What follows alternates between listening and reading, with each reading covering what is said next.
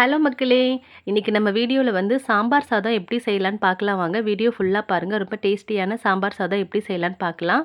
அதுக்கு வந்து நான் 1 கிளாஸ் வந்து அரிசி எடுத்திருக்கேங்க. அது கூட 1 கைப்பிடி அளவு பருப்பு எடுத்திருக்கேன். துவரம் பருப்பு. இதெல்லாம் நல்லா அலசி நல்லா ஊற வச்சுருங்க.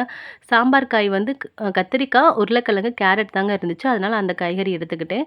இப்போ குக்கர் நல்லா காஞ்சிருச்சுங்க. அதில எண்ணெய் ஊத்திட்டு கடுகு கொஞ்சம் போட்டுருங்க. அது கூட கொஞ்சம் சீரகமும் போட்டுருங்க.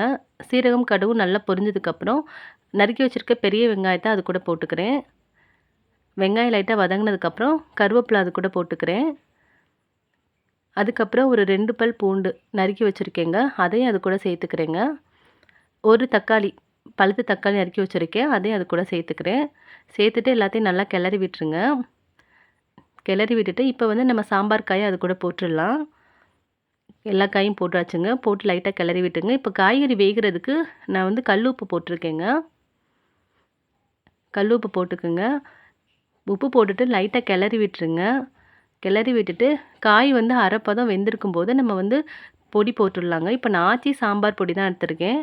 ஒரு 3 ஸ்பூன் அளவுக்கு நான் சாம்பார் பொடி போட்டிருக்கேங்க. அது கூட வந்து மஞ்சத்தூள் போட்டிருக்கேன். கூடவே பெருங்காயத்தூளும் போட்டுக்குங்க. போட்டுட்டு எல்லாத்தையும் நல்லா கிளறி விட்டுக்குங்க.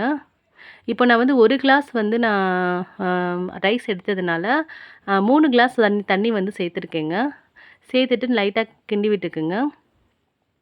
இப்போ நம்ம தண்ணி கொதிச்சு வந்துருச்சு. இப்போ வந்து நம்ம அரிசி பருப்பையும் அது கூட நம்ம சேர்த்துடலாங்க. சேர்த்துட்டு அதையும் லைட்டா கிளறி விட்டுக்குங்க. கிளறி விட்டுட்டு இப்போ 1 ஸ்பூன் வந்து நெய் அது கூட நான் சேர்த்துக்கிறேன். கொஞ்சமா சேர்த்துக்குங்க.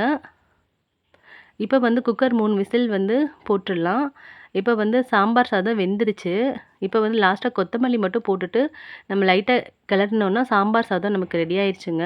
ரொம்ப டேஸ்டியான சாம்பார் சாதத்துக்கு நான் வந்து முட்டை பொரியல், அதுக்கப்புறம் மாங்காய் ஊறுகாய், அப்புறம் உருளைக்கிழங்கு சிப்ஸ் இதெல்லாம் வச்சு தான் சாப்பிட்டோங்க. வீடியோ பிடிச்சிருந்தா லைக் பண்ணுங்க, ஷேர் பண்ணுங்க.